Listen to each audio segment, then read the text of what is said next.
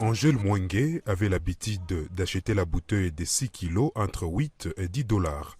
Elle avait oublié l'utilisation du charbon de bois, mais depuis cette augmentation, elle utilise maintenant du charbon de bois. Je préfère utiliser la braise pour cuisiner, car le prix du gaz est exorbitant. Nous avions pensé que le gaz nous faciliterait la tâche, mais le prix a vraiment augmenté. Au début, nous achetions 6 kg à 8 dollars.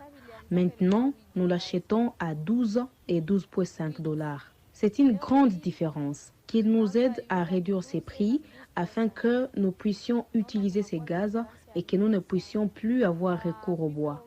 Les revendeurs de gaz de la ville de Goma reconnaissent ces grands défis. Merveille Nguizi explique l'augmentation des prix par les conflits entre la Russie et l'Ukraine. Auparavant, le gaz était très accessible et il n'y avait pas de problème au niveau mondial.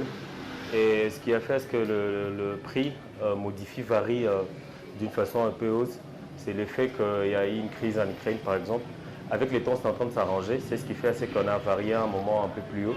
Et nous sommes revenus en hausse pour que tout le monde puisse avoir accès au gaz, surtout dans notre société surtout. Et pour les autres sociétés, ça varie toujours entre 12 et 13.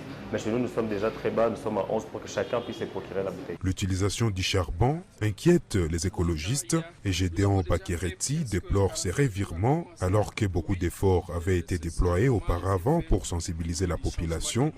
La population avait déjà compris qu'il était très important d'utiliser des énergies écologiques, mais suite à cette hausse des prix, c'est le retour à la case départ. Nous constatons actuellement qu'il y a hausse des prix du gaz au niveau du marché et les communautés encore reviennent en arrière en utilisant les bois de chauffe et la braise dans les ménages. En utilisant ces bois de chauffe et la braise, c'est vraiment la déforestation, la coupe de bois qu'on observe. Et nous sommes dans l'époque où on observe maintenant le réchauffement climatique. Cette année était vraiment très chaud, très chaude, qu'on a constaté que la planète a chauffé et les communautés ne sont pas épargnées. La RDC est un pays solution dans la lutte contre le réchauffement climatique et au Nord Kivu, plusieurs mesures ont déjà été prises. Géris Kadjibouami, le conseiller du gouverneur de la province du Nord Kivu en matière d'environnement, invite la population à planter et non à couper les arbres. En restant dans la ligne droite de la vision du chef de l'État, qui est celle de la plantation de 2 milliards d'arbres d'ici l'horizon 2023, la province du Nord Kivu a adopté beaucoup de mesures, notamment l'interdiction formelle de couper le bois sans autorisation, surtout de ne pas se rabattre au parc national de Virunga pour couper le bois et faire les charbons ou les makala comme le disons dans la langue vernaculaire.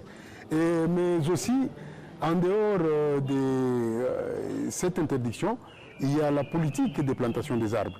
Vers le début de cette année, la RDC était sur la bonne voie en matière de protection de l'environnement. Les communautés avaient adopté la politique d'utilisation de l'énergie écologique.